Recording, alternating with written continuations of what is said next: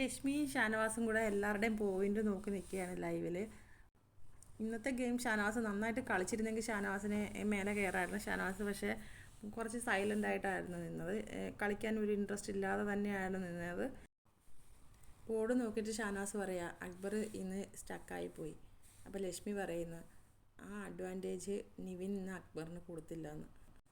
നിവിൻ 0 ആക്കുന്നതാണ്. ഇനി അവൻ ആര്യൻ്റെ അടുത്തും അങ്ങനെ ചെയ്യും. രണ്ടുപേരുടെയും കൂടി ഇന്നാക്കാൻ പറ്റത്തില്ല എന്ന് ലക്ഷ്മി പറയുകയാണ്. നാളെ അവൻ ആര്യൻ്റെ അടുത്തായിരിക്കും ചെയ്യുന്നതെന്ന്. നാളത്തെ ഇത് താഴെ നിൽക്കുന്നവർക്ക് മറികടക്കാൻ പറ്റുന്നതായാൽ അടിപൊളിയായിരിക്കും ഗെയിമെന്ന് ഷാനവാസ്. ഇപ്പം താഴെ നിൽക്കുന്നവർക്ക് വലിയ രീതിയിലൊന്നും പറ്റത്തില്ല. ഒരു മിഡിലെങ്കിലും നിന്നായിരുന്നെങ്കിൽ കാര്യമുള്ളെന്ന് ലക്ഷ്മി പറയുന്നു. അത്രയ്ക്കും താഴെയായി പോയെന്ന്. ആദില അനു നിവിനൊക്കെ പെട്ടെന്ന് കയറി വരാൻ പറ്റുമെന്ന് ഷാനവാസ് പറയുകയാണ്. ഇനി അങ്ങോട്ട് കളി തുടങ്ങിക്കഴിഞ്ഞാൽ ആര്യനും അനീഷുമാണ് മത്സരമെന്നാണ് ഷാനവാസ് പറയുന്നത്. ആര്യൻ ഫസ്റ്റ് പൊസിഷനിലുണ്ട്, അനീഷ് സെക്കൻഡ് പൊസിഷനിലുണ്ട്.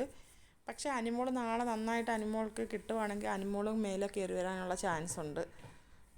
അപ്പം അടുത്തൊരു ലൈവ് അപ്ഡേറ്റുമായിട്ട് ഞാൻ വീണ്ടും വരാം. എൻ്റെ ചാനൽ ഒന്ന് സബ്സ്ക്രൈബ് ചെയ്യണേ, സപ്പോർട്ട് ചെയ്യണേ.